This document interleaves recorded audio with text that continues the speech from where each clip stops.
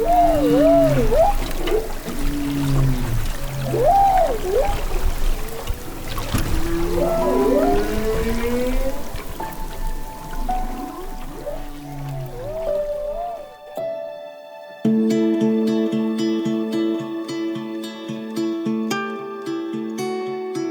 to the Earthkeepers podcast. This podcast is for people who seek new and better ways to love and care for the earth. It's a podcast for anyone who is deeply concerned about the harm being done to the environment on a local and global level. It's a podcast that builds community and connection between people of like heart and mind, people who believe that earth care should be integrated into every aspect of life, and for many in the Earthkeepers community, that includes our spiritual lives. Welcome, friends, to the Earthkeepers podcast. In the Earthkeepers podcast, we often talk about learning how to listen well, listen to the land, the family of creation, and to the spirit. How, though, can we listen to our relatives who live under the water? Our guest in this episode is my friend Joe Olson, who designs and builds hydrophones, that is, underwater microphones that he tailors specifically for hearing the voices of dolphins and whales. In fact, Joe recorded the voices of the whales at the opening of this episode. Today, though, we're going to turn the tables and record Joe. Joe, my brother, it's great to have you on the podcast. If you would, tell us a bit about what you've been up to lately. I ran the business for 29 years, but I've been building hydrophones, which are underwater microphones. Well, tell us the name of the company. It's Cetacean Research Technology. It's still in business. I sold it. So there's one person running it now, doing an excellent job. That's wonderful. And cetacean means whales, dolphins, and porpoises.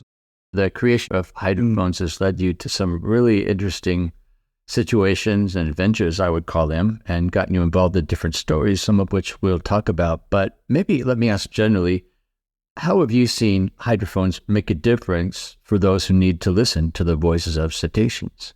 Well, hydrophones have been really critical in a lot of different research projects. So just for science in general, to understand the behaviors of dolphins and whales, but not just dolphins and whales, fish as well. In fact, I got scolded by a fish biologist when I first started my company saying, "Why did you call it cetacean research? And fish make sounds too, you know?" And I didn't know. But several different species of fish are soniferous, right? They make grunts and burps and all kinds of weird sounds that are unique to that species. So it helps with simple things like conservation, knowing if there's a population of that animal in an area just by listening to their sounds, knowing when they're there at what time. But also noise is a big, big problem underwater. My hydrophones have been used a lot with monitoring for noise and to know if it's too loud, to know if it's present or not, and how it affects the behavior of the animals. So you can listen to the sounds of the noise and the animals and see if their vocalizations change in the presence of anthropogenic noise or human-caused sounds. We're constantly bombarding all the underwater creatures with noise, like we're doing in the air. But in the air, humans hear it, so we have all kinds of OSHA regulations and times when you can't make noise because it affects humans. But under the water, first of all, nobody's listening, or very few people are listening. And secondly, there aren't people there, so very few people care. But it's a big deal, and it doesn't just disturb the whales, it masks the reflected sounds of their echolocation. So masking is when a sound is loud enough that you can't hear the sound that you want to hear. And you think about when you're at a party, or even when you go to a restaurant, when you're first there with just one person and no one else is there, and you can talk quietly. And then as more diners start coming in, and they're talking quietly, but then their sound makes it a little bit harder for you to hear. So now you start talking a little bit louder and louder. And that's called the Lombard effect, where people just keep raising their voices to be heard. And when things get loud underwater, the orcas have to vocalize a little bit louder. So there's sounds, but it's not just so they can hear themselves. They have to vocalize louder so they can see their prey, because they literally see with sound. So when that echolocation clip goes out, when it bounces back, they may not hear the returned echo. So they have to be closer to it. That means that the range that they can hear is way smaller, which means the amount of food they have available is smaller. So it affects their communication, their ability to see and find each other, their ability to see and find prey. Why do you think it's important that we listen to whales and dolphins? When we listen, we connect.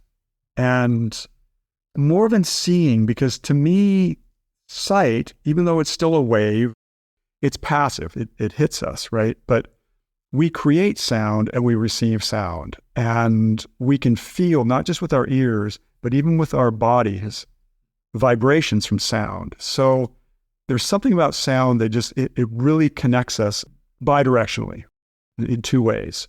Once we start listening under the water, it opens up this whole new world. Because to people on the surface, especially when you're on a boat, all you see is the surface and the little things that jump out of the water.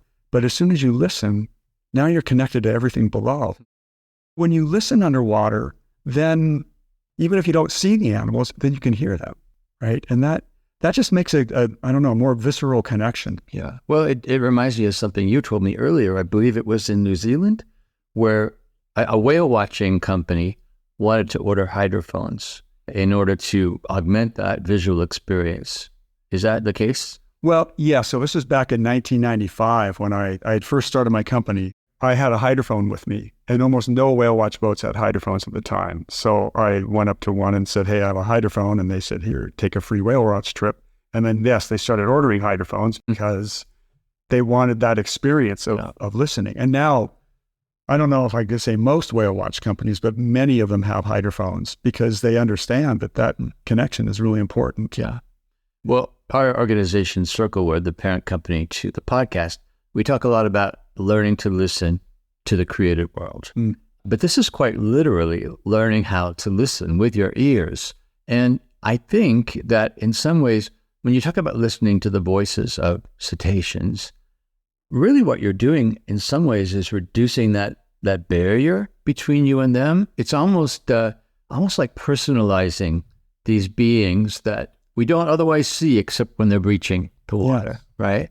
So I'm resonating really with that idea that sound connects. And I think that there's almost a philosophical grounding to this idea that listening to the voices of whales and dolphins can help us to care about them more. Do you think that's true? Absolutely. I know that one of the adventures you were involved in was with a baby orca called Springer. Can you tell us that story and then talk about how you got involved? I got a call from, I think it was Mark Sears, who does whale research here in the Seattle area, saying, hey, there's this baby orca here. We don't know who she is, or it is. We didn't know the sex yet. Don't know who it is or where it belongs. We can't tell because there's some skin condition that you can't really see the saddle patch. Can you come bring your hydrophones? Let's try to record the sounds and see if we can figure out where the whale belongs. Because the orcas, John Ford discovered back in the 1980s, have individual dialects within their pods and within their subpods. So each family unit has some sound that they make that's unique to theirs. And then within the bigger community, they all share sounds. But then in between communities, let's say the southern resident community and the northern residents, they don't share sounds. They're totally different. So they didn't know if the whale was northern resident, southern resident. They thought it was from the south because this is their range. So I went out at a really cold January day and recorded the sounds, and she came right up to the boat because there was a stick that she liked playing with, just like a puppy. And she would hang out with that stick. She was craving affection because the orcas are very tactile also. When they're together in their pods, they're constantly in contact. They may rub flippers together for long periods of time or just brush against each other. So she was a lonely little whale. And I made some recordings and then sent them off to John Ford and to Paul Spong, who runs Orca Lab up in British Columbia. And I think they determined that they were from a pod, but that's a huge community of whales. So then Dr. David Bain here in Seattle took my hydrophone out, recorded some more, and he got a sound that was unique to the A4 subpod. So just a very smaller family unit. So that means that this whale is making that call. That's her home. That's as far as we could tell. That had to be where she came from. There were some town meetings that were citizens, just regular public came in, and scientists and conservationists to talk about what to do with this whale. Do we leave her here for nature to take its course? Which in the beginning I thought was what we should do. Or do we try to get her to go home? And there was a danger with that, because if she was deemed not able to go back home, she would go to an aquarium. And there were people who were very afraid of that. So just to help us to understand what it is you're talking about, why don't we play some of the recordings that you've made of Springer, and then maybe you can explain what we're hearing a little bit after. Okay.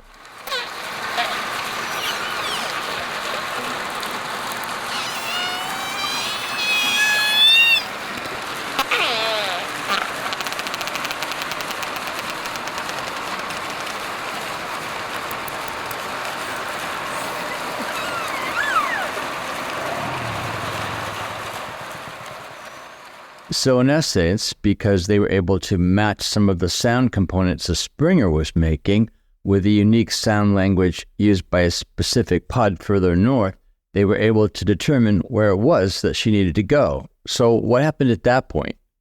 Once we determined, the public and the government and the NGOs, everybody determined that they wanted Springer to go home, then it was all hands on deck.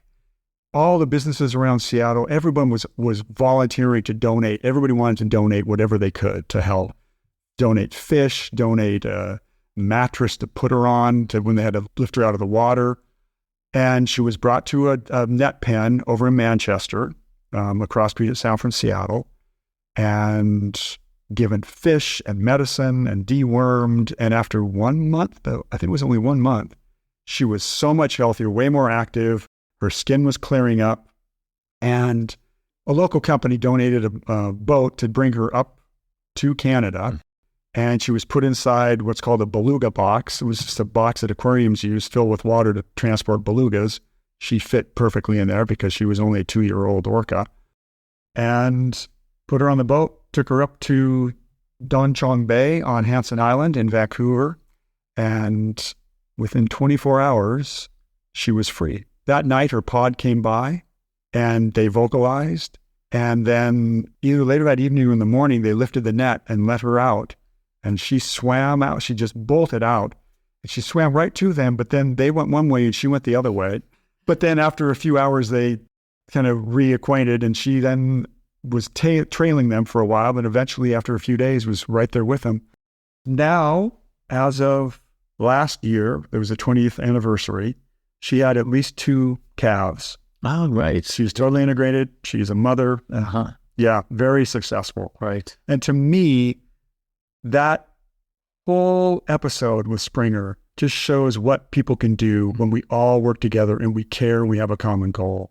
And I think it's really easy when it's a baby, a lost baby trying to find its way home. And that's really what got the people all on board. I think a young 8 or 10-year-old boy was at a public meeting and said, well, I know if I was lost and couldn't find my way home, I want people to try to get me home. Yeah. Yeah, I think it brings up that the reality that, again, it helps to find the ways that people connect to stories. Yeah.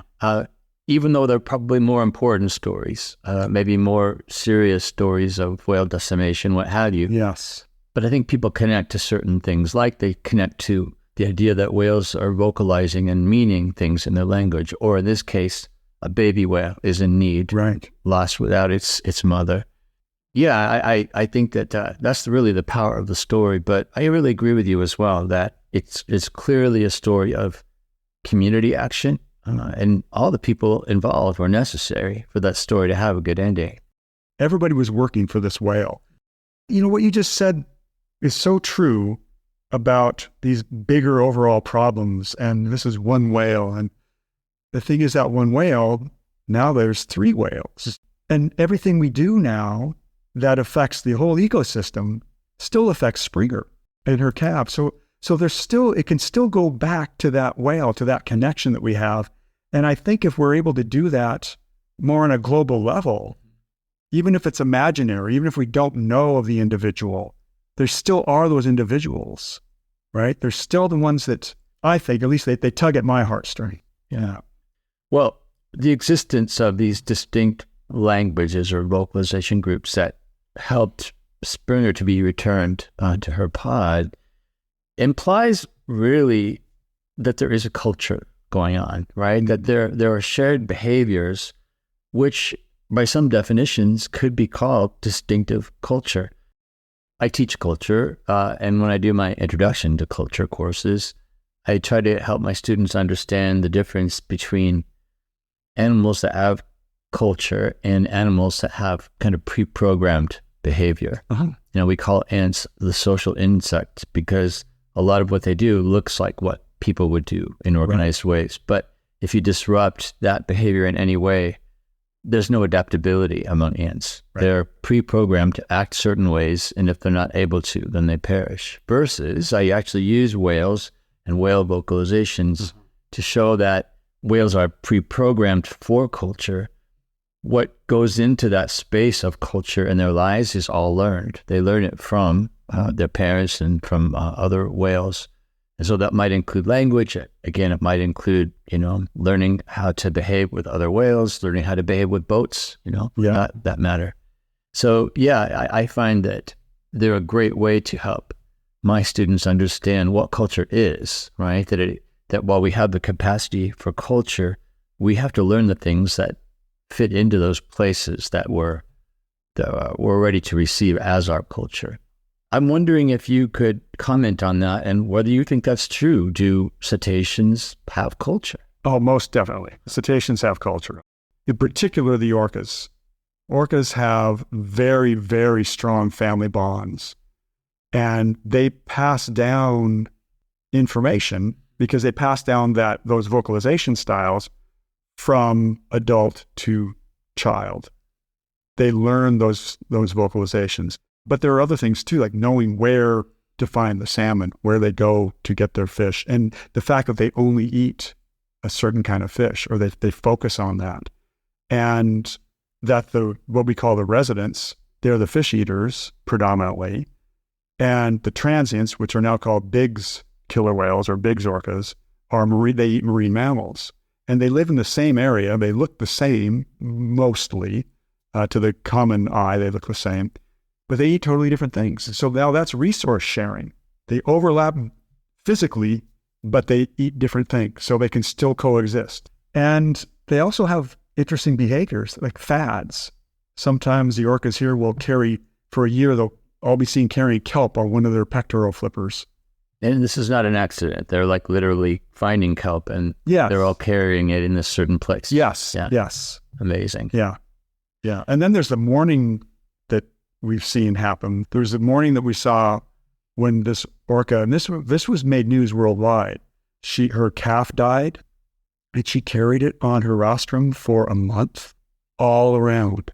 Yeah, just wasn't ready to let it go. Joe, I want to back up just a little bit.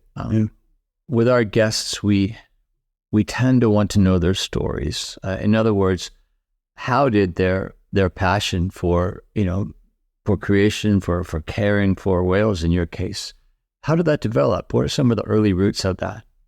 As far as my connection to whales, that started when I was 3 years old, because Namu arrived on my 3rd birthday. Namu was the first orca to be held for a long time in captivity. Namu was captured up in Namu, Canada, and brought to Seattle, and was there for a year. My grandfather used to take me to see him all the time, and so I remember him well. And when my mom told me that he died, which was right before my 4th birthday, I just remember crying and crying because I was just devastated. He was my best friend, and so that connected me to whales to start with. But it was just, I didn't think that would be in my life. But to nature in general, I've just always cared about animals too. I used to love Dr. Dolittle and want to talk to animals. And that's probably why I call my new consulting company Cetacean Communication, because that's what I'm really interested in, is communication. And also some teachers. I remember watching Bless the Beasts and the Children in junior high. I can't remember whose class it was, but it was about the bison of North America, the buffalo. basically almost going extinct because of us, the Europeans coming in and just wiping them out. That really moved me. I mean, that was a really big impact on me. Yeah, and I've always felt this need for stewardship, I guess, and fixing things. I always loved Star Trek. I'm a big Trekkie, really big Trekkie. And when I was younger, I identified with Scotty, the engineer, and so I was always fixing things, and I'm good at fixing things. I'm good at building things. That's building hydrophones, right? And fixing hydrophones. And yeah, so I kind of want to fix the planet, fix what we've done. Sure. And that passion then, now that I have a child, is 19 years old, but that I have an obligation now. I feel a really strong obligation to fix things. Interestingly enough, we share the NAMU connection in common. Probably what listeners don't know yet is that you and I went to middle school together and high school, et cetera. So I've known you for quite a while. We were locker partners. We were locker partners. I did not remember that. Yeah. But NAMU was an important, I guess, figure for me as well. And there was a movie made about NAMU, and there was a theme song that was written to that movie, which I can sing to you today. Maybe we'll sample it a bit here in the podcast. But the movie was essentially about, first of all, helping you to empathize and sympathize with this whale, and then to feel the pain of the bad endings, right? Of the how mistakes were made, and how, human lack of knowledge, lack of understanding, and bad motivations really led to the whale's demise. And I think for me, that just really kind of galvanized in me as a little kid even, the need to work for environmental justice, right? Work for justice for non-human creation. What NAMU did, though, also was people were wanting to kill orcas back then. They thought they were a threat to the fishery. In Canada, they were about ready to set up a machine gun station at Seymour Narrows to machine gun down the orcas as they came by. So NAMU stopped all that, right? People started loving the whales, but then everybody wanted them. So when they started capturing them all, and they took half of the southern resident orcas, including Tokite. For aquariums. Yeah. Well, speaking of stories that educate us and connect us, you've been involved in another story recently that's been in the news all around the world. Of course, it's the story of Tokite, an orca whale that has been at the center of a lot of conflict about how sea mammals are treated in captivity. Perhaps you could recount for us the story of Tokite, and then again, talk about how you became connected to it. Yeah, okay. Well, I first really became aware of Tokite, who everybody was calling Lolita at the time, and that was her stage name. Probably back in the 1990s is when I really clued in. And there were efforts in the late 90s to try to bring her home from the Miami Seaquarium. And the owner was having none of it. And then it looked like there was no way that was ever going to happen. And I even, with my company, I boycotted selling any of my products to any aquariums that had orcas in captivity for entertainment purposes, which were all of them that had orcas. But then just recently, in the last year and a half, there was a new owner of the Miami Seaquarium, and he was willing to try to send her back home. So this organization was formed by some colleagues and friends of mine called the Friends of Tokite, Friends of Lolita at first, to try to work with them and bring in all the experts to make this happen. And they contacted me almost exactly a year ago to see if I could build some hydrophones for them, because they wanted to now start with the acoustics. They first wanted to record Tokite's sounds because they had not been recorded. So we wanted to know how she fits in with the southern residents, but then also record the sounds here and start playing them back for her so she could become acoustically acclimated to what would be her new home in a pen somewhere in the Salish Sea. Okay, so she would still be captive and still be under human care, but it would be in water that was the right temperature for her all the time, and in an area that was acoustically much nicer conditions for her than being in a concrete tank. But it took a while. There were still negotiations going on between the Friends of Tokite and the aquarium, and things kept getting delayed. And eventually it wasn't until the spring of this year that they started rolling forward to start getting the hydrophone stuff done. And in July, I went and I started making some preliminary recordings here and in the area where they were going to put the pen for her. And the pen, I think, was actually being built. And then I went down to help them set up the hydrophones and to start playing back some of the sounds on the day she died. My flight landed 1 hour after she died. So it was pretty traumatizing for me because it brought back the whole 3-year-old self with Namu. Right. How did she die? I haven't seen the necropsy results yet, but we know that her kidneys failed. They went really fast. Within 24 hours, she was being active. From one day she stopped eating or really cut down on her food. And by the next day she was dead. Yeah. So the Lummi people, Lummi Native Americans tribe were very influential, of course, in making the case for her return. Yes. Because they, of course, live next to the area of the sea where she was originally taken from. Yeah. Talk to me more about that, how you think that had an impact. And I think maybe also lead into practice that you have of consulting with Native American groups. Right. Well, yeah, the Lummi named her. They had a formal naming ceremony, and they named her Scully Choctanet, which is a name for the area where she was taken in Penn Cove. And it was actually a couple of friends who were part of the Friends of Tokite, I think 4 or 5 years ago, who connected me with the Lummi because they were doing another ceremony. They wanted to play some sounds underwater. And this was because of the Talakwa, the orca that I was talking about previously that was carrying her dead calf. They wanted to do a ceremony for her and for all the orcas. So I recorded some of their song and then converted it to whalese, basically. So I sped it up so it was more at the speed and the frequencies that the orcas are used to hearing for their own vocalizations. And so they played that underwater. It was around that time that I also became aware of their connection with trying to get Tokite home.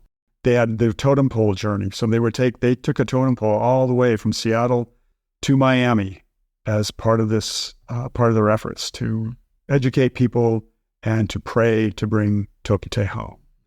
And I think that their influence was probably the most important. I really do. Let's now move on to the thing that takes most of your time, which is called World Pop. Tell us about that and about where you stand at the moment in terms of its genesis. World Pop is a big event like Live Aid where many acts, many famous people will come together, as well as very well-known NGOs or environmentalists to have a concert. But instead of paying money, people will commit to doing things that they're not already doing. And I'm saying commit to doing 3 things you're not already doing for your local ecosystem. And the reason for local ecosystem is because that's what we care about. It's what we know. And it's really what matters for everybody at an individual level and a community level. So there'll be 20 minutes of music, and then somebody will come out and give a TED-like talk, on things that people can do while they're setting up for the next act, and then more music. And the reason for music is because music really, it connects people and it opens your heart. And I really think that it's a big thing that music does. And when your heart is open, then you're more able to connect. And so you're more able to connect to the message and to then be willing to take action and to have that integrate as part of your being. Again, we come back to the idea that sound connects. Yeah. Well, Earthkeepers, the podcast has, as of today, listeners from 112 countries. Most of them are probably listening to the conversation here, wondering, what are the implications for me in terms of how to live in better relationship to creation? What might you say to folks that in terms of what they might take from this episode and apply in their own lives? Seek out organizations that have information that can help you to help them, to help the planet, really to help your local area. Because part of World Pop will be live streaming worldwide, and I want to have NGOs on the ground everywhere so that no matter where you are, you can connect with somebody locally then to find out what you can do in your local area. So I'm trying to form a thought that is coming together even as we speak, and that is, again, something that people might take away from our conversation, and that is, how do we find the stories that we connect to? And I would say even, how do we tell the stories that help others to connect to creation in ways that help them to care? Yeah. And I think in some ways that gives opportunity for artists and musicians and poets and photographers. We just actually spoke to someone from Jordan, and he talked about how his photography, he saw it mostly as a tool to help people understand what they couldn't see, understand what they couldn't really connect to without some help.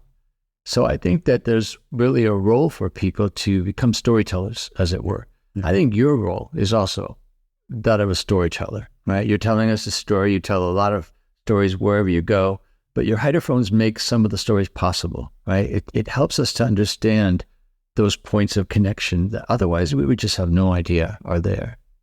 Well, you have for a lot of years been a champion of whales and dolphins, and I'm just wondering, what is it that keeps you going? Like, where do you find your hope? I guess the thing that really keeps me going is kind of both a carrot and a stick in a way, right? So the idea of species going extinct constantly makes me very lonely. I feel incredibly sad when I think of all the things that we do to maximize everything just for humans at the detriment to all of nature. And to me, that's something that just needs to stop, and we need to fix. But then the carrot part is all the good. I see so many successes too. And we do make successes. There's always positive stories. There's always people out in the world who are doing wonderful things. And like so many of the people who were my customers throughout the last 3 decades, they're all out there, they're all heroes. And so I feel the need to make the world a better place for my child, his friends, his family, and all the generations to come. And that whole Native American saying of thinking 7 generations ahead, to me, I think it's crucial. I think we all need to think that way. And I think a lot of people in the world still do. But I know in this country in particular, it's not very common. Yeah, I would go so far as to say that you could probably put yourself in that category of hero that you just described, in the sense that so much of the good work that's happened with listening to cetaceans was made possible by what you do. And I wonder if that's part of what sustaining our work is about, is taking time to look at our successes, to understand our influence, and maybe most importantly, just having the faith that doing the thing that we're made to do, that we're able to do, is enough. Yeah. Right? Because there's so many things that you can't do or aren't interested in doing, but if you tried, you probably wouldn't be that effective anyway, right? But you found this niche, this way of creating and inventing ways for us to hear better that made other heroes possible. Mm. What do you think? Well, that sounds pretty good. Yeah. Yeah.